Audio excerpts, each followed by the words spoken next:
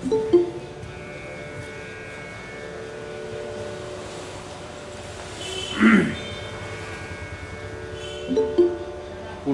वरदारी विठ्ठल श्री ज्ञानदेव तुकाराम, श्रीमद सद्गुरु गुंडा महाराज की जय, श्रीमद सद्गुरु लक्ष्मण महाराज की जय, श्रीमद सद्गुरु नारायण महाराज की जय, श्री सिद्ध सिंहासन पीठ की जय। अखंडानंद रूपाय सविज्ञान प्रदायिने भगवद्भान्त दिनेशाय गुंडाख्य महा श्रुतिस्मृतिपुराणानामालयं करुणालयं नमामि भगवत्पादं शङ्करं लोकशङ्करं। विज्ञानार्कमरीजालनिहता विद्यान्धकारव्रजा शब्दब्रह्मसमुद्रमन्दरगिरि सिद्धान्तबद्धव्रता ब्राह्मी नर्तनरङ्गभूमिरसना संशोभिताध्यानना सोऽयं सर्वजगद्गुरुर्विदिते श्रीमान् प्रभुशङ्करः गुरुन्नत्वा महेशाख्यान् शङ्करं च सुरेश्वरं नैष्कर्म्यसिद्धेर्भाषायां प्रपञ्चः क्रियते धुना। अध्याय पहिला। श्लोक क्रमांक 7।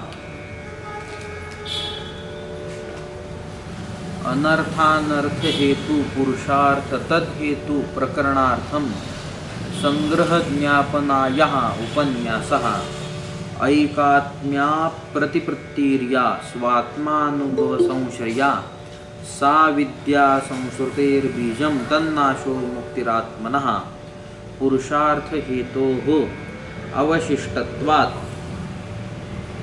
वेदावसानवाक्योऽथ सम्यग् ज्ञानासुषुप्षणिः दन्धहित्यात्मनो मोहं न कर्मा प्रतिकूलतः प्रतिज्ञातार्थसंशुद्ध्यर्थं पूर्वपक्षोक्तिः तत्र ज्ञानम् अभ्युपगम्य तावत् उपन्यासः मुक्तेः क्रियाभिः सिद्धत्वात् ज्ञानं तत्र करोति किं कथं चेत् शृणु तत्सर्वं प्रणिधाय मनो यथा अकुर्वतः क्रियाकाम्या निषिद्धास्त्यजतस्तथा नित्यं नैमित्तिकं कर्म विधिवच्चानुतिष्ठतः।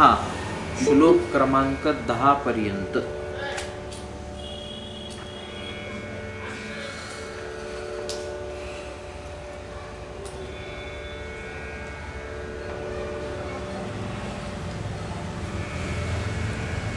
मागील पाठामध्ये जगताच्या सिद्धीचा आणि असिद्धीचा काही आपण विचार केला। जगताची असलेली जी सिद्धी आहे ती जगताची सिद्धी ज्याच्या असल्याने सिद्ध होते वा ज्याच्या सिद्धीने त्याची सिद्धी होते आणि ज्याची असिद्धी झाली असता त्याचीही असिद्धी होते, अशा पद्धतीने आपण काही विचार केला। तो जो निर्देश मात्र असा सांगितला गेला त्या चैतन्याच्या स्वरूपाच्या संदर्भाने आपण काही चिंतन केलं। चैतन्याची असलेली सिद्धी मात्र आम्हाला मानावी लागते।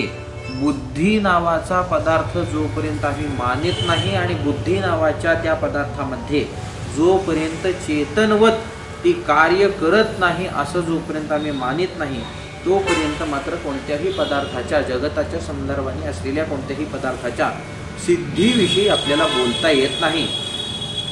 आकाशापासून उत्पन्न झालेलं हे जे सगळं काही म्हणून सांगितलं, जे पृथ्वीपर्यंत येतं आणि या पृथ्वीपर्यंत आलेल्या महाभूतापासून पंचीकरणाच्या माध्यमाने जगताची असलेली जी स्थिती आहे ती जगताची असलेली स्थिती मात्र तपासत असताना या पंचभौतिक जगताच्या संदर्भाने विचार करत असताना जो या दृश्य पदार्थांचा जो द्रष्टा आहे, जोपर्यंत या द्रष्ट्याच्या संदर्भाने कोणत्याही पद्धतीमध्ये निश्चितता प्राप्त होत नाही तोपर्यंत दृश्य पदार्थाच्या संदर्भाने काहीही आपल्याला चिंतन करता येत नाही। या सगळ्या असलेल्या जगताच्या संदर्भाने चिंतन करीत असताना या द्रष्ट्याच्या संदर्भाने आपल्याला काहीतरी चिंतन करावं लागतं। द्रष्टा मानावा लागेल का मानावा लागणार नाही या गोष्टीचा विचार करा।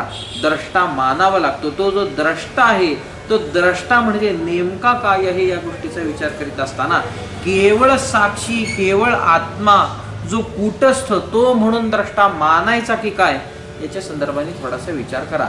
चैतन्य मानला असता, साक्षी मानला असता, कूटस्थ मानला असता किंवा हे साक्षी चैतन्य मानला असता या सगळ्यांकडून हा अशा पद्धतीने कोणताही ज्ञानाचा व्यवहार होऊ शकतो काय, या गोष्टीचा विचार केला असता कोणत्या तरी एखाद्या उपाधीचा स्वीकार केल्याशिवाय त्यांच्याकडून अशा पद्धतीने कोणताही व्यवहार होणे संभवनीय नाही. प्रकाशकता यांच्या ठिकाणी जरी राहत असली तरी प्रकाशन करण्याच्या संदर्भाने कोणत्या ना कोणत्या तरी उपाधीचा स्वीकार केल्याशिवाय यांच्याकडून प्रकाशन नावाची क्रिया होते असं आपल्याला म्हणता येत नाही. साक्षी भाष्य या पदार्थांचा अर्थ करीत असताना साक्षी सर्वांचं प्रकाशन करतो असं आपल्याला म्हणता येत नसून साक्षी सर्वांचं प्रकाशन करतो ही गोष्ट जरी सिद्ध असली तरी अंतःकरणादी वृत्तींचं साह्य घेतल्याशिवाय तो कोणत्याही पदार्थांचं प्रकाशन करतो असं आपल्याला म्हणता येत नाही. मग ते अंतःकरण वृत्तीचं साह्य घेऊन साक्षी प्रकाशन करतो असं म्हटलं तर व्यावहारिक असलेल्या पदार्थाच्या संदर्भाने होणारी जी ज्ञानाची प्रक्रिया आहे ती ज्ञानाची प्रक्रिया आपल्याला तपासता येते. आणि दुसऱ्या असलेल्या सगळ्या स्वप्नादिक रज्जूवर प्रतीतीला येणाऱ्या सर्पाधिकांचा विचार केला असता त्यांच्या ठिकाणी असलेली जी साक्षी भाष्यता सांगितलेली आहे ती साक्षी भाष्यता सांगत असताना अविद्या वृत्तीचं साह्य घेऊन साक्षी प्रकाशन करतो असं आपल्याला म्हणता येतं. दोन्हीकडेही साक्षीची असलेली जी प्रकाशकता आहे ही सांगत असताना सर्व पदार्थाला एकंदरीत साक्षी भाष्यता देऊन आपण त्याचं चिंतन करतो आहे. प्रमाता भाष्यता आणि साक्षी भाष्यता असा जो काही पुढचा विचार केलेला आहे तो विचार ध्यानात न घेता सर्वत्र सर्व पदार्थांना साक्षी भाष्यता दिली असता अंतःकरण वृत्तीचं साह्य घेऊन किंवा अविद्या वृत्तीचं साह्य घेऊन दोन्ही पदार्थांच्या संदर्भाने प्रकाशनतेची असलेली जी प्रक्रिया आहे ती साक्षीच्या द्वारा होते असं आपल्याला म्हणता येतं.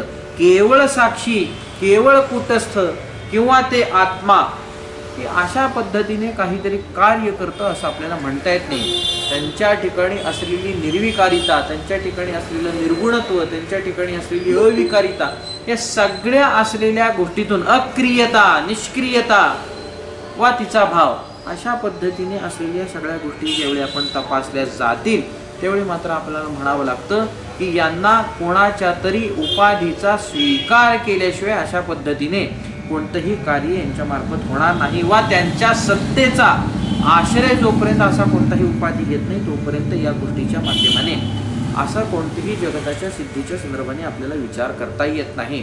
म्हणजे त्या आत्म्याचा, त्या आत्मतत्वाचं, त्या चैतन्याचं, त्या साक्षीचं चिंतन आपल्याला करावं लागतं. म्हणूनच की काय पहिल्या असलेल्या श्लोकामध्ये विचार करीत असताना सुरेश्वराचार्य त्या ठिकाणी म्हणतात, हरे ये बुद्धी साक्षीने, जो बुद्धीचा साक्षी तो असा जो परमात्मा वा जो आत्मा जो बुद्धीचा साक्षी म्हणजे जो आत्मा तोच परमात्मा आहे असं समजून त्या परमात्म्याच्या संदर्भाने आम्ही नमन करतो आहोत वा त्याला आम्ही नमस्कार करतो आहे असं त्या पहिल्या असलेल्या मंगलाचरणाच्या श्लोकात म्हणतात.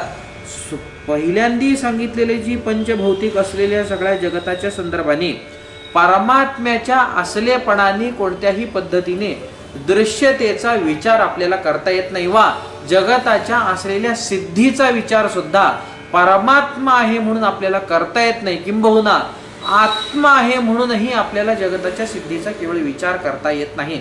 तर बुद्धीचा तो साक्षी आहे असा जो कोणी त्याच्या संदर्भाने विचार केला असता मध्यात जो बुद्धी नावाचा उपाधी घेतला त्या बुद्धी नावाच्या अंतःकरण जो उपाधी घेतला त्या अंतःकरण नावाच्या उपाधीच्या योगानं मात्र आपल्याला या सगळ्या असलेल्या जगताच्या संदर्भाने सिद्धीचा विचार करता येतो. म्हणजेच जगताची जर सिद्धी वगैरे जर काही करावं यायची असेल, जगताच्या असलेल्या अस्तित्वतेचं जर आपल्याला काही ज्ञान करून घ्यावयाचं असेल तर त्या अस्तित्वाचं होणारं जे भान आहे वा तो आभास आहे या सगळ्या असलेल्या गोष्टींचा विचार केला असता बुद्धी नावाच्या उपाधीचा आपल्याला स्वीकार करावा लागतो. म्हणजे जिच्या ठिकाणी ज्ञानाची होणारी प्रक्रिया तिथे होत असल्या कारणाने जगताचं का होईना ज्ञान असल्या कारणाने आपल्याला त्या उपाधीच्या संदर्भाने विचार करत असताना त्रिगुणांचा विचार केला असता तर सत्वाधिक्याचा आपल्याला विचार करता येतो. जे सत्वाधिक्य तिच्या ठिकाणी अधिक असलं पाहिजेत असा ज्यावेळी विचार केला जाईल त्यावेळी मात्र बुद्धी नावाचा उपाधी आपल्याला घ्यावा लागतो.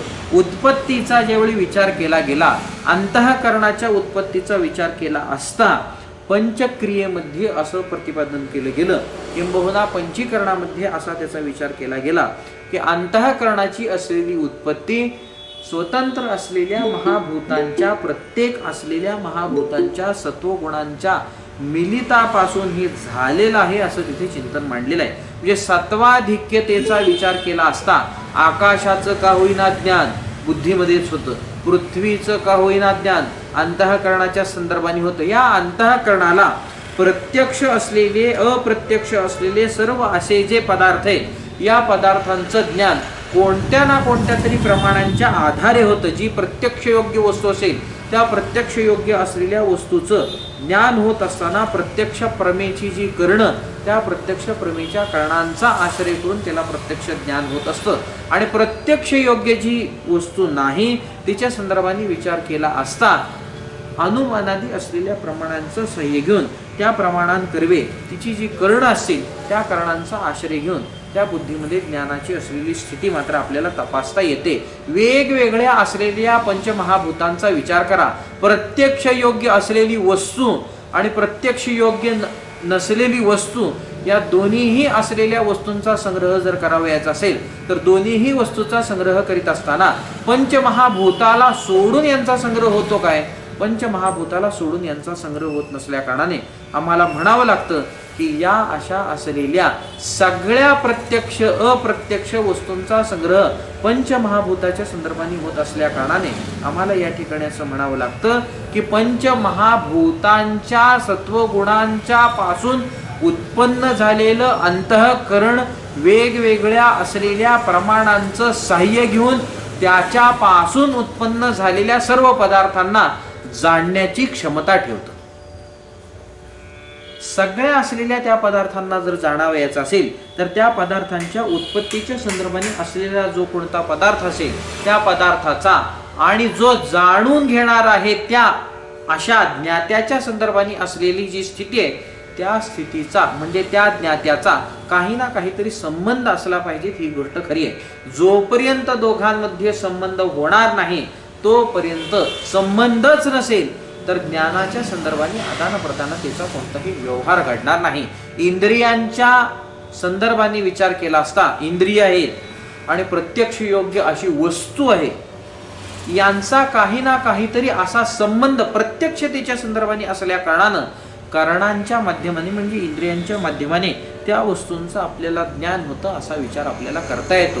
अप्रत्यक्षता इंद्रिय अगोचरता ज्या ज्या वस्तूच्या ठिकाणी राहते म्हणजे प्रत्यक्ष अयोग्यता ज्या ज्या ठिकाणी राहते अशा असलेल्या वस्तूंच्या संदर्भाने ज्ञानाचा विचार केला असता त्या ज्ञानाच्या प्रक्रियेमध्ये प्रत्यक्ष प्रमाणाचं कोणतंही सामर्थ्य आपल्याला दिसत नाही. म्हणजे प्रत्यक्ष प्रमाणाचं अप्राशस्त्य तिथे आपल्याला दिसतं. म्हणून या प्रत्यक्ष प्रमाणांच्या संदर्भाने असलेला संबंध जो प्रत्यक्ष योग्य वस्तूशी आहेत त्या वस्तूशी इंद्रियांचा असलेला संबंध अशा पद्धतीने संबंधाची असलेली प्रतिष्ठा जर होत असेल तर त्या प्रतिष्ठेकरून आम्हाला म्हणावं लागतं की त्याच्या मार्फत त्याचं ज्ञान होत आहे. जर पंचमहाभूतांपासून उत्पन्न झालेल्या प्रत्यक्ष योग्य आणि प्रत्यक्ष योग्य अशा दोन्हीही वस्तूंच्या संदर्भाने ज्ञानाची प्रक्रिया करीत असताना अंतःकरणाचा संबंध म्हणजेच बुद्धीचा संबंध पंचमहाभूतांशी जर नाही घेतला तर मात्र या प्रत्यक्ष योग्य असो किंवा प्रत्यक्ष अयोग्य असो कोणत्याही वस्तूचं ज्ञान आम्हाला होणार नाही. पंचमहाभूतांपासूनच सगळ्या असलेल्या वस्तूंच्या संदर्भाने उत्पत्तीची प्रक्रिया माहिती आहे आणि त्याच पंचमहाभूतापासून त्याच्याच सत्वगुणापासून सत्वापासूनच ज्ञानाची असलेली स्थिती असल्या कारणानं विरलता स्वच्छता ही सगळ्या गोष्टी तिथे असल्या कारणाने त्या बुद्धीच्या संदर्भाने पंचमहाभूतांचा सत्वगुण आम्हाला तपासता येतो. म्हणजेच त्या पंचमहाभूतांच्या स्वतंत्र असलेल्या सत्वगुणांचा जो काही मिलितांश भाग आहे जे काही एकत्रीकरण झालेलं आहे एकाधिकरणात जो पंचमहाभूतांचा सत्वगुण येऊन बसलेला आहे त्या कारणाने आम्हाला प्रत्येक असलेल्या पंचभौतिक वस्तूचं ज्ञान होतं. मग ते ज्ञान होत असताना कुठे प्रत्यक्ष प्रमाणाचा आश्रय होईल कुठे अनुमानादी राहिलेल्या प्रमाणांचा आश्रय होईल. मग कुठे परोक्ष ज्ञान होईल कुठे अपरोक्ष ज्ञान होईल.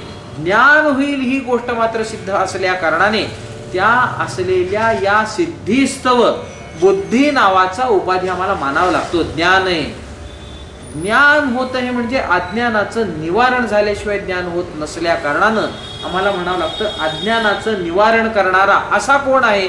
स्वाश्रया आणि स्वविषया असं असलेलं जे मूलाज्ञान, त्या मूलाज्ञानाचा विचार केला असता जी ज्याच्या आश्रयावर राहते त्यालाही झाकते आणि तिचे जे विषय तिलाही ती झाकते, अशा पद्धतीने तिचं स्वरूप असल्या कारणाने जगत हे मूलातच अज्ञान कार्य म्हणजे अज्ञान रूप असून सुद्धा त्या अज्ञान रूप अज्ञान कार्य असलेल्या जगताच्या वर सुद्धा अज्ञानाच्या आवरणाची असलेली स्थिती असल्या कारणानं त्या आवरणाचाही भंग जोपर्यंत होत नाही तोपर्यंत जगताधिक असलेल्या कोणत्याही किंवा जगतातील असलेल्या कोणत्याही सामान्य घटपटादी पदार्थांच्या संदर्भाने सुद्धा अज्ञान निवृत्तीचा विचार केल्याशिवाय ज्ञानाची स्थिती संभवत नाही.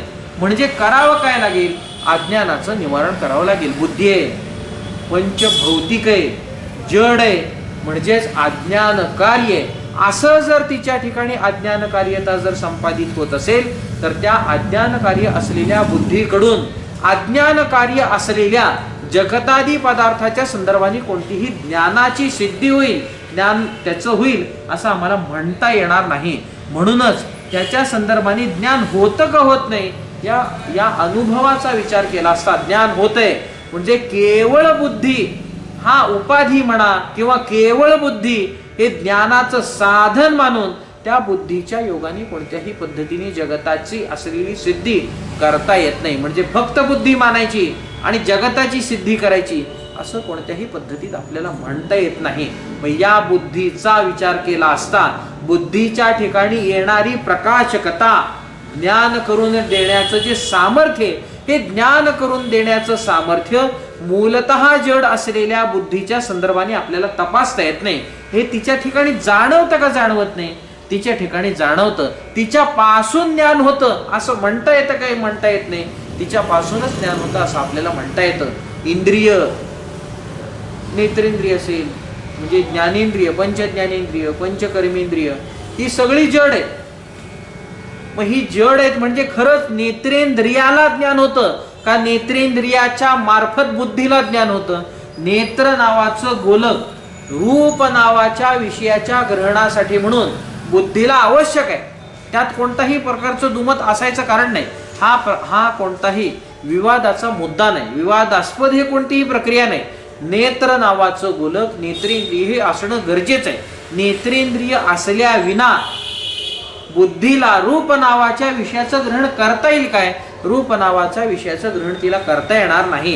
म्हणजे बुद्धी ही विषयाचं ज्ञान ग्रहण करणारी असं स्वतःचं सामर्थ्य जी प्रकट करते, ते सामर्थ्य प्रकट करीत असताना ती मूलतः नेत्रेंद्रियाप्रमाणे जडच आहे असं ज्यावेळी आपल्याला लक्षात येतं वा तिच्या उत्पत्तीच्या प्रक्रियेने आपल्याला लक्षात येतं त्यावेळी आपल्याला असं म्हणता येत नाही की बुद्धीही जड आहे, नेत्रेंद्रियादी सर्व इंद्रियही जड आहेत. मग इंद्रियांना किंवा घटपटादी हे सुद्धा जड आहेत. हे जड जड दोन्ही असल्या कारणानं बुद्धीच्या ठिकाणी ज्ञान होण्यापेक्षा जसं जड बुद्धीच्या ठिकाणी ज्ञान होतं तसं घटपटादी हे सर्व जड आहे, त्याच्या ठिकाणी ज्ञान व्हायला कोणत्याही पद्धतीचं काहीही आक्षेप येता कामा नये. म्हणजेच जड या दोघांचा असलेलं जे समानता आहे त्या समानतेवरून ज्ञान नावाची होणारी जी प्रक्रिया आहे ती ज्ञान नावाची होणारी प्रक्रिया सर्व जड पदार्थाच्या संदर्भाने अतिव्याप्ती करून दाखवते का दाखवत नाही? अतिव्याप्ती करून दाखवते. घटपटादी पदार्थ बाह्य आहेत, त्या घटपटादी पदार्थांचा विचार थोडासा दूर जरी ठेवला तरी नेत्रेंद्रिय जे गोलक आहे किंवा कृष्ण ताराग्रवर्ती जे नेत्रेंद्रिय हा प्रकार थोडासा निराळा आणि त्या नेत्रेंद्रियाचा जो गोलक हा प्रकार थोडासा निराळा. गोलकाचा विचार केला असता गोलक हे इंद्रिय गोचर आहे आणि नेत्रेंद्रिय हे स्वतः अतींद्रिय अशा पद्धतीचं आहे. नैयायिकांनी या गोष्टीचा विचार करत असताना ते म्हटले सगळे असलेले पदार्थ जरी इंद्रिय गम्य असे जरी असले तरी स्वतः जी इंद्रिय गोलक नाही, स्वतः जी इंद्रिय ती इंद्रिय मात्र इंद्रियागम्य आहेत. इंद्रियांनी त्याचं ज्ञान होत नाही. डोळ्यांनी डोळ्याचं ज्ञान कदापि होत नाही. डोळ्यांनी डोळ्याच्या गोलकाचं ज्ञान होईल, त्याला आरसा लागेल. आरशापुढे थांबला असता नेत्रेंद्रियाचं जे गोलक, त्या गोलकाचं ज्ञान होतं. पण त्या गोलकाच्या पुढे जो राहणारा सूक्ष्म असं जे इंद्रिय, त्या इंद्रियाचं मात्र ज्ञान होत नसल्या कारणानं अतिंद्रियता नैयायिकांनी स्वतः इंद्रियांना दिलेली आहे. त्या इंद्रियाच्या संदर्भाने विचार करा. गोलकही जड आणि अतिंद्रिय रूप असलेले इंद्रिय ही जड, आणि त्या इंद्रियांना साधन करून कर्ण करून प्रत्यक्ष ज्ञान जिथे होतं ती बुद्धी ही जड. मग त्या बुद्धीच्या जडत्व करून, म्हणजे बुद्धी ही जड आहे आणि हे इंद्रिय हेही जड आहेत असं म्हटलं असता इंद्रियांना ज्ञान व्हायला पाहिजेत असं म्हणता येतं का? अतिव्याप्तीचा प्रसंग तिथे येतो का येत नाही? या गोष्टीचा विचार केला असता आम्हाला म्हणावं लागतं अतिव्याप्ती मात्र बुद्धीच्या संदर्भाने इंद्रियांच्या ठिकाणी येत असते. आणि इंद्रियांना ज्ञान होतं असं कोणताही व्यवहार कधीही कुठेही होत नसल्या कारणानं आम्हाला म्हणावं लागतं बुद्धीला ज्ञान होतं. तीही जड आहे आणि हेही जड आहे. मग दोघांमध्ये फरक तो काय? उपाधी कोणता तरी घेतला पाहिजे ती गोष्ट खरी आहे. मग हा जो उपाधी मानताय त्या बुद्धी नावाच्या उपाधीमध्ये आणि नेत्रेंद्रियादी सर्व जगतातील जड पदार्थांच्या संदर्भाने असलेल्या उपाधींमध्ये वैलक्षण्य कोणतं इकडे सापडतं? विलक्षणता काय सापडते? या गोष्टीचा विचार केला असता आम्हाला म्हणावं लागतं बुद्धी आहे, अंतःकरण आहे. हे अंतःकरण मात्र पंचमहाभूतांच्या स्वतंत्र असलेल्या सत्व गुणांच्या एकाधिकरण्य संबंधातून ज्याची उत्पत्ती झालेली आहे. म्हणजे पंचमहाभौतिक असलेले केवळ सत्वगुण बाजूला काढले आणि त्या सत्वगुणाला एका अधिकरणात आणावं वा त्यांना वळावं. म्हणजे जर काही आकार सिद्ध होत असेल तर त्या आकाराला किंवा त्या वस्तूला जर काही म्हणायचं असेल तर त्या वस्तूला सर्व शास्त्रकार म्हणतात अंतःकरण. बुद्धी, बुद्धिवृत्ती, अंतःकरण वृत्ती, कोणत्याही पद्धतीचं त्याला नाव द्या. मन, चित्त, अहंकार काय म्हणायचे त्याला नाव द्या. हे अंतःकरणाची असलेली जी स्थिती आहे ती अंतःकरणाची असलेली स्थिती मात्र अशा पद्धतीने केवळ सत्वगुणांचा आश्रय करून सत्वगुणांचं एकत्रीकरण करून सत्वगुणाच्या मिलनीकरणातून जिची स्थिती होते त्या असलेल्या मिलनीकरणाचा जो प्रभाव, एकत्रीकरणाचा जो प्रभाव तो बुद्धी आहे. या बुद्धीच्या ठिकाणी केवळ सत्वगुणाधिक्य असल्या कारणानं, केवळ सत्वगुण असल्या कारणानं आम्हाला म्हणावं काय लागतं? स्वच्छ आहे. स्वच्छ आहे असं असल्याने त्या स्वच्छतेचा उपयोग काय होतो? स्वच्छतेचा उपयोग असा होतो की जी बुद्धी किंवा जे अंतःकरण, हे अंतःकरण पंचभौतिक आहे, म्हणजे पंचमहाभूताने उत्पन्न केलेलं आहे, म्हणजे कार्यरूप आहे, म्हणजेच त्या अविद्येचं, त्या अज्ञानाचं हे कार्य आहे असं म्हणत असताना अज्ञान रूपता त्याला दिली असल्या कारणानं अज्ञानाप्रमाणे तो कोणाच्या तरी आधारे आहे का नाही या गोष्टीचा विचार करा. अज्ञान आहे, हे अज्ञान कोणाच्या तरी आधारे राहील का? राहणार नाही. जड आहे, जड पदार्थ हा जडाच्या आधारे राहील काय? जडाच्या आधारे तो राहणार नाही.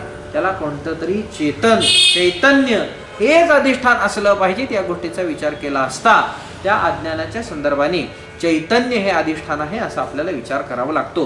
म्हणजे चैतन्याच्या संदर्भाने विचार केला असता या अधिष्ठानाचा विचार आपल्याला करावा लागतो. म्हणजेच अधिष्ठान हे काय आहे तर चैतन्य अधिष्ठान आहे असं आपल्याला म्हणावं लागतं. म्हणजेच या अंतःकरणाला सुद्धा अधिष्ठान काय मानता? या अंतःकरणालाही अधिष्ठान चैतन्य मानता. सत्वगुणता, स्वच्छता तिच्या ठिकाणी असलेलं अशा पद्धतीने ज्ञान ग्रहण करण्याची योग्यता, ही सगळी योग्यता असून ही बुद्धी किंवा हे अंतःकरण ज्याच्यावर अध्यस्त म्हणून आहे, ज्याच्यावर राहतं असं जे काही म्हणून सांगतोय, ज्या चैतन्याच्या अधिष्ठानावर हे अध्यस्त म्हणून राहतं, या अध्यस्त अधिष्ठान संबंधे करून या अध्यस्थामध्ये अधिष्ठानाचा काय परिणाम होतो का या गोष्टीचा विचार करा. सगळ्या असलेल्या पदार्थाला जरी अधिष्ठान म्हणून चैतन्य असलं तरी सगळ्या पदार्थांमध्ये अस्तित्व मात्राचा सद्रूपतेचा जसा परिणाम वा त्या सद्रूपतेचं जसं संक्रमण या सर्व आद्यस्थ पदार्थात होतं, त्या पद्धतीत बुद्धीमध्ये सुद्धा सद्रूपतेचंही संक्रमण होतच होते. त्याच्याहून वैलक्षण्य काही होतं का या गोष्टीचा विचार केला असता, तिच्या असलेल्या सत्वाचा, तिच्या असलेल्या स्वच्छतेचा विचार केला असता चैतन्याचं प्रतिबिंब तिथे पडतं. आणि चैतन्याचं प्रतिबिंब पडतं म्हणजेच चैतन्याचं असलेलं जे स्वरूप आहे ते चैतन्याचं असलेलं स्वरूप अशा पद्धतीने घटपटादी पदार्थांपेक्षा विलक्षणतेने तिथे उद्धृत होते, उद्गमता तिथे आहे असा विचार करा. घटपटादी पदार्थांच्या संदर्भाने असलेलं तमाधिक्य हे निराळ आहे आणि बुद्धीच्या ठिकाणी असलेलं सत्वाधिक्य हे निराळ आहे. चैतन्याच्या संदर्भाने अज्ञान हे त्रिगुणमयी असून त्या त्रिगुणमयी असलेल्या अज्ञानाने आवरण करणं, आवृत करणं हा तिचा जो स्वभाव आहे, त्या स्वभावाला कुठे ना कुठेतरी विरलता जर येत असेल तर ती येणारी विरलता तिच्या असलेल्या स्वभावाला मुरड घालण्याचा जो काही प्रकार असेल तो मुरड घालण्याचा प्रकार निश्चित तिच्या सत्वगुणामध्ये आहे. आणि बुद्धी ही सत्वगुणाचं प्रतीक असल्या कारणाने, आपल्याकडे असलेली बुद्धी हे सत्वगुणाचं प्रतीक असल्या कारणानं त्या बुद्धीमध्ये मात्र ज्या पद्धतीने घटपटादींनी चैतन्याला आवृत केलेलं आहे, झाकून टाकलेलं आहे, त्या पद्धतीने बुद्धी अंतःकरण चैतन्याला झाकून टाकण्यासाठी म्हणून समर्थ नाही. म्हणजे काय होईल, विशेष अभिव्यक्ती चैतन्याची बुद्धीत होते. याच विशेष अभिव्यक्तीला शास्त्रकारांनी कुठे कुठे प्रतिबिंब चैतन्याचं पडतं असं म्हणून संबोधलंय. म्हणजेच स्वच्छ असलेला जो अंतःकरण उपाधी, त्या स्वच्छ असलेल्या अंतःकरण उपाधीच्या संदर्भाने चैतन्याचं असलेलं प्रतिबिंब म्हणजे चैतन्याच्या संदर्भाने असलेला जो प्रकाश आहे, जी प्रकाशकता आहे, ती प्रकाशकता बुद्धीच्या ठिकाणी जशाला तशी येते म्हणून बुद्धी प्रकाशन करते. अशा पद्धतीने व्यवहार आपल्या ठिकाणी होतोच.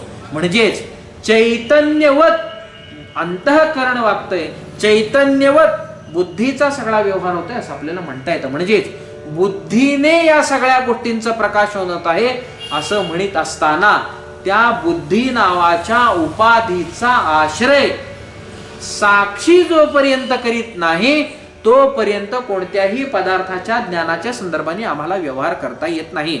मग जगताचा विचार केला असता केवळ आत्मा मानला, केवळ परमात्मा मानला तर जगताची असलेली जी सिद्धी आहे ती ज्ञाने करून असलेली जगताची सिद्धी कदापि होणार नाही. दृष्टी सृष्टी वादाच्या दृष्टीने बोलत असताना वा दृष्टी सृष्टी वादाचा स्वीकार करून इथे बोलत असताना ज्ञाने करून असलेली जगताची सिद्धी आम्हाला तपासावी लागते. म्हणून केवळ परमात्मा मानून जगताची सिद्धी होते असं आपल्याला म्हणता येत नाही, केवळ आत्मा मानून जगताची सिद्धी होते असं आपल्याला म्हणता येत नाही. तर बुद्धी नावाचा उपाधी स्वीकारून आम्हाला जगताची सिद्धी करावी लागते. जे जगताच्या असलेल्या सिद्धीच्या संदर्भाने चिंतन करीत असताना आम्हाला म्हणावं लागतं की हा जो बुद्धीत प्रतिबिंबित चैतन्य आहे त्या चैतन्याची जोवर सिद्धी होत नाही तोवर जगताची सिद्धी होत नाही. याची असिद्धी झाली की जगताची असिद्धी होते. प्रत्येक धर्मैकनिष्ठ असा जो कोणी त्याची जोवर सिद्धी होत नाही तोवर जगताची सिद्धी होत नाही. आणि याची असिद्धी झाली की जगताची ही असिद्धी होते. प्रत्येक धर्मैकनिष्ठ असा जो म्हणजे बुद्धीत प्रतिबिंबित चैतन्य झाल्यानंतर असा जो कोणी तो त्याची सिद्धी आवश्यक आहे का आवश्यक नाही, त्याची सिद्धी आवश्यक आहे. तो कोण आहे याचा विचार करत असताना आभासाचा विचार करा. आभासाचा विचार केला असता जीवाचा विचार करा आणि जीवाचा विचार केला असता माझा मीचा विचार करा.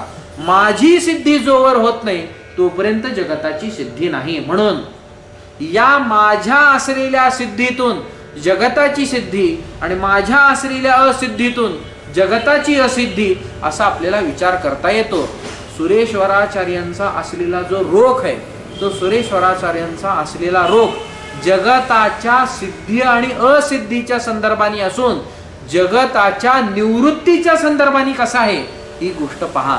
जगत निवृत्त करावं लागतं, संसार दुःख निवृत्त करणं, अनर्थ हेतू निवृत्त करणं, हे सगळं सांगत असताना नेमकं काय निवृत्त केलं पाहिजे या गोष्टीचा विचार करताना पहिल्यांदा सांगितलं अज्ञान निवृत्त करा. अज्ञान निवृत्त करा म्हटल्यानंतर अज्ञान कुठे राहतं, अज्ञान काय असतं या गोष्टीचा विचार करता येत नाही. किंबहुना अज्ञान निवृत्त करा म्हटल्यानंतर अज्ञान निवृत्त करण्याचा प्रकारच लक्षात येत नाही. आणि जरी प्रकार लक्षात आला तरी तो प्रकार कसा केला पाहिजे ही गोष्ट लक्षात येत नाही. मग ती गोष्ट स्पष्ट पद्धतीत लक्षात येण्याकरता वैयक्तिक रूपाने ती गोष्ट लक्षात येण्यासाठी म्हणून करावं काय लागेल, जीवाच्या संदर्भाने विचार करावा लागतो. म्हणजेच जीवाचा विचार करावा लागतो. जीवाचा विचार करावा लागतो म्हणजेच काय, जीवाची सिद्धी करा, जगताची सिद्धी होते. आणि जीवाची असिद्धी करा, जगताची असिद्धी होते. म्हणजेच दुःखाची आत्यंतिक निवृत्ती करायची असेल तर जीवत्वाचा अंत करावा लागेल. आणि दुःखाची प्रतिष्ठा करायची असेल तर जीवत्वाची असलेली सिद्धी करावी लागते.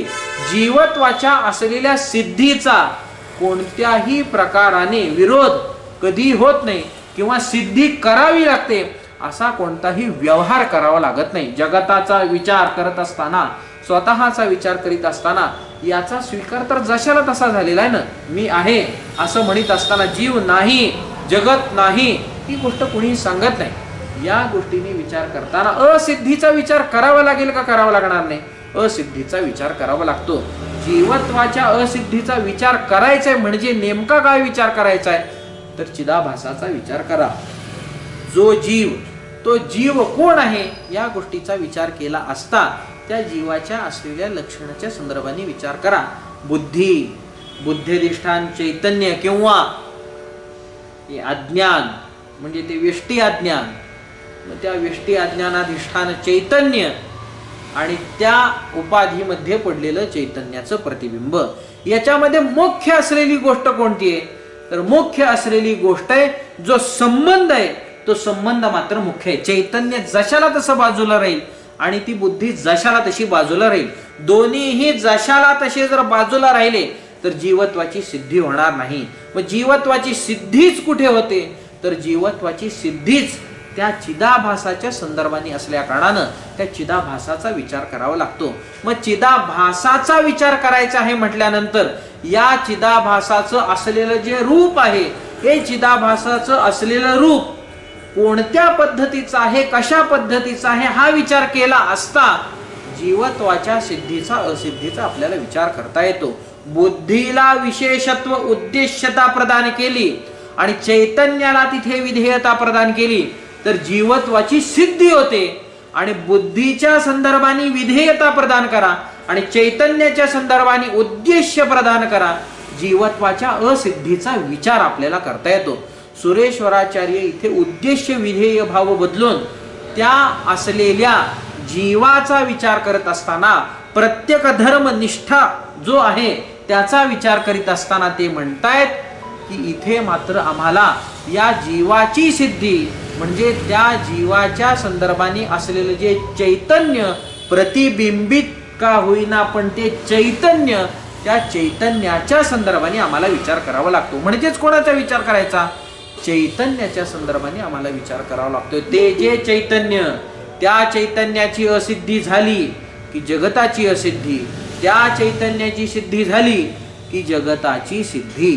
म्हणजेच विधीने आणि निषेधमुखाने दोन्हीही कडून म्हणजे अन्वयाने आणि व्यतिरेकाने दोन्हीही बाजूने ज्याचा विचार केला गेला तो जो कोणता विचाराचा मुद्दा, तो मुद्दा मात्र निश्चित महत्वाचा आहे असा आपल्याला विचार करता येतो.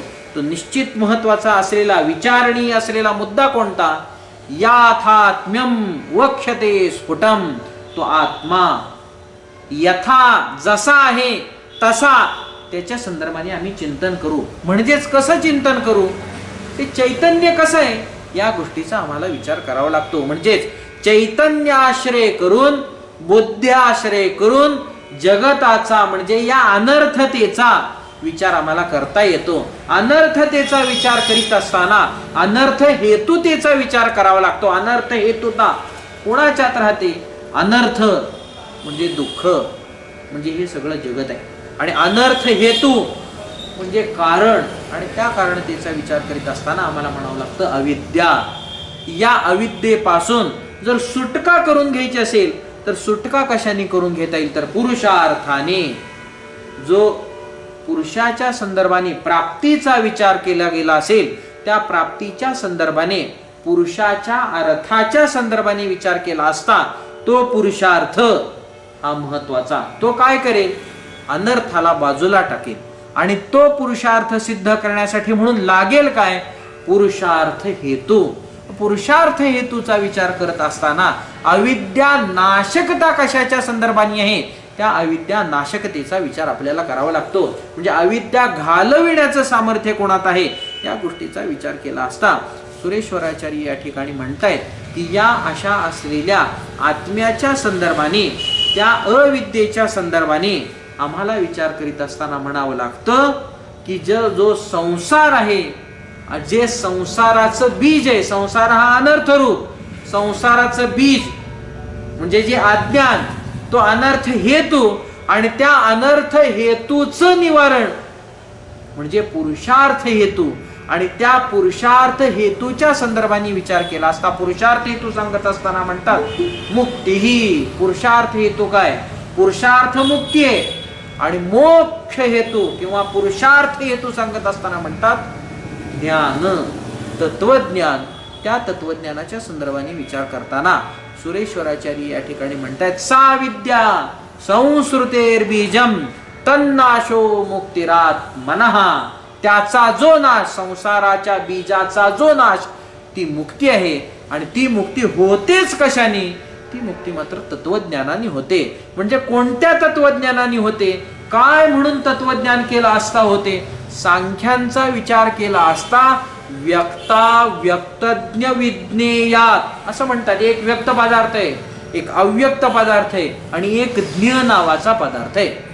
मग व्यक्त, अव्यक्त आणि ज्ञ या दोघांचं, या तिघांचं असलेलं जे ज्ञान, त्या तिघांच्या असलेल्या ज्ञाने करून मुक्ती होते असं म्हणतात. मग या तत्वज्ञानाने मुक्ती होते का? तर त्याचा विचार करीत असताना सांख्यांच्या असलेल्या मोक्षाचा जर विचार केला तर तो मोक्ष अभाव रूपतेच्या संदर्भाने आहे. नैयायिकांचाही मोक्ष ध्वंस म्हणजे जो अभाव रूप, त्या अभाव रूपतेच्या संदर्भाने आहे. म्हणजे एकांगी असलेला हा विचार असल्या कारणाने त्या एकांगी असलेल्या विचाराच्या संदर्भाने अशी मोक्षाची व अशी तत्वज्ञानाची कुठेही सांगड लावता येत नाही. चारवाक जे काही तीन प्रकारचे म्हणून सांगितले. पहिला चारवाक देहाच्या संदर्भाने विचार करतो, देह नाशात मुक्ती. ही देहाचा नाश झाला की मुक्ती होते. दुसरा चारवाक इंद्रियांच्या संदर्भाने विचार करतो आणि इंद्रियांचा नाश म्हणजे देहाचा नाश झाला असता मुक्ती. ही म्हणजे तेच मुक्तीला प्राप्त होतात. आणि तिसरा जो चारवाक आहे तो चारवाक मनाच्या संदर्भाने चिंतन करतो आणि मनाचा देहाच्या संदर्भाने असलेला नाश झाला की मुक्ती होते असा विचार करा. हा जो काही अशा पद्धतीने तत्वज्ञानाचा विचार जो मांडला किंवा मुक्तीचा जो विचार मांडला किंबहुना मोक्षाचा जो विचार मांडला, तो मोक्षाचा विचार अज्ञान कार्य रूपतेच्या संदर्भाचा आहे का नाही? अज्ञान कार्य असाच आहे का नाही? तो जो अज्ञान कार्य अशा पद्धतीचा असेल तो अज्ञानाचं निवारण करण्यासाठी कसं काय समर्थ होईल? जे कार्य असतं ते कार्य कारणाचा उच्छेद कसं काय करेल? कारणाचा उच्छेद करणार नाही. कारणाचा उच्छेद झाला की कार्याचा उच्छेद निश्चित आहे. पण कार्याचा उच्छेद झाला म्हणजे कारणाचा उच्छेद होईल किंवा कार्याकडून कारणाचा उच्छेद होईल असं कोणत्याही पद्धतीत आपल्याला म्हणता येत नाही. अज्ञान कार्य हे सगळे असल्या कारणाने अज्ञान कार्याकडून अज्ञानाचं जे अज्ञान हे जे कारणरूप त्याचा उच्छेद होणं कदापि संभवत नसल्या कारणाने आम्हाला म्हणावं लागतं की तद्भिन्न तत्विरोधी असं जे कोणी असेल आणि त्याच्या सारखंच समर्थ असेल अशाकडूनच त्याचा नाश होईल. मग तो नाश काय त्याचा विचार करताना ते म्हणतायत तत्वज्ञानाचा विचार करा. अज्ञानाचा नाश करायचा आहे तर ज्ञानाच्या संदर्भाने विचार केला पाहिजे. हे ज्ञानाचा विचार करावा लागेल. हे ज्ञान आणायचं कुठून, हे ज्ञान सांगितलं कोणी याचा विचार करत असताना सुरेश्वराचार्य या ठिकाणी म्हणतायत वेदावसान वाक्योत्थ सम्यक ज्ञानाशु सुक्षिणी दंडहित्यात्मनो मोहम न कर्मा प्रतिकूलतः. इथे सुरेश्वराचार्य सांगतात वेदापासून जी महावाक्य उत्पन्न झाली वा वेदातली जी महावाक्य त्या महावाक्यापासून ज्या तत्वज्ञानाचा उदय आमच्या बुद्धीच्या ठिकाणी होतो त्या असलेल्या ज्ञाने करून या सगळ्या असलेल्या अज्ञानाचा समूल घात होतो. दंडहित्यात मनो, दंडही असं सांगत असताना समूल घाताचा विचार केला म्हणजे आत्यंतिक निवृत्तीचा ऐकांतिकात्यंतिकोच्छेदाचा विचार केला.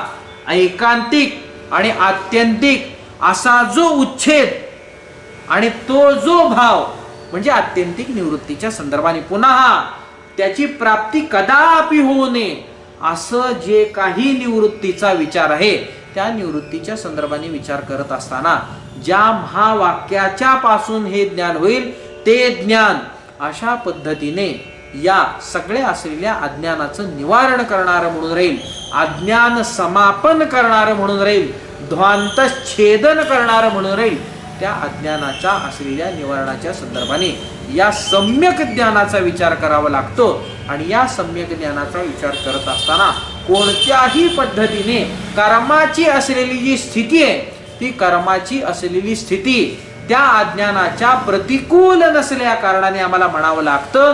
अप्रतिकूलता अज्ञानाच्या संदर्भाने कर्माच्या ठिकाणी असल्या कारणाने आम्हाला म्हणावं लागतं की हे कर्म कोणत्याही पद्धतीने कधीही अज्ञानाचं समापन करणारा ठरणार नाही.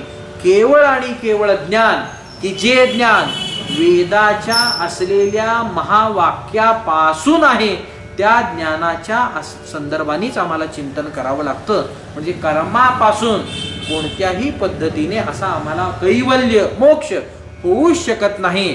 ज्ञानादेव तु कैवल्यम इति वेदांत डिंडिमः. वेदांत डिंडिम नावाच्या ग्रंथामध्ये ज्ञानापासूनच ज्ञानच हे कैवल्यासाठी कारण आहे. ज्ञानच म्हणजे अवांतर प्रयोजनच या परमप्रयोजन असलेल्या मोक्षार्थ म्हणून असल्या कारणाने त्या ज्ञानाचाच आम्हाला स्वीकार करावा लागतो. दुसऱ्या तिसऱ्या कोणत्याही गोष्टीचा आम्हाला स्वीकार करता येत नाही.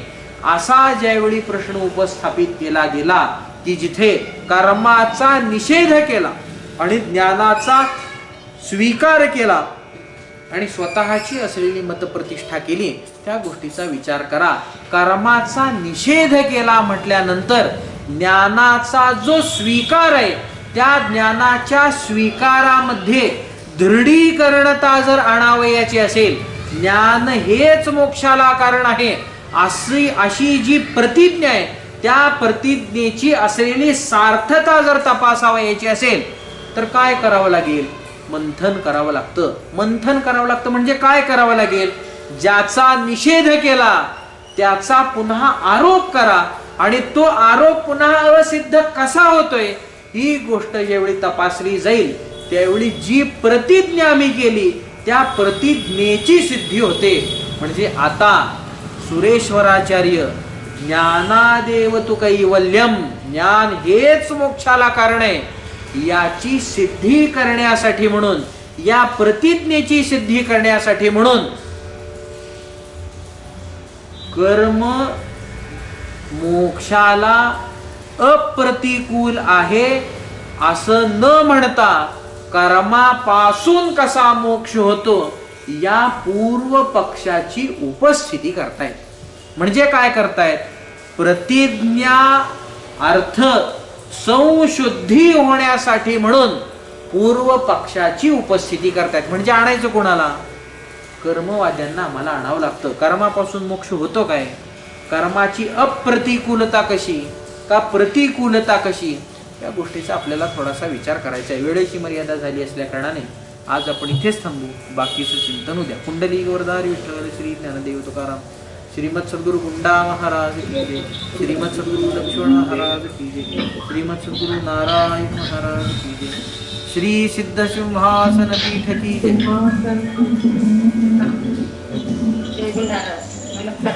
जय गुंडारा.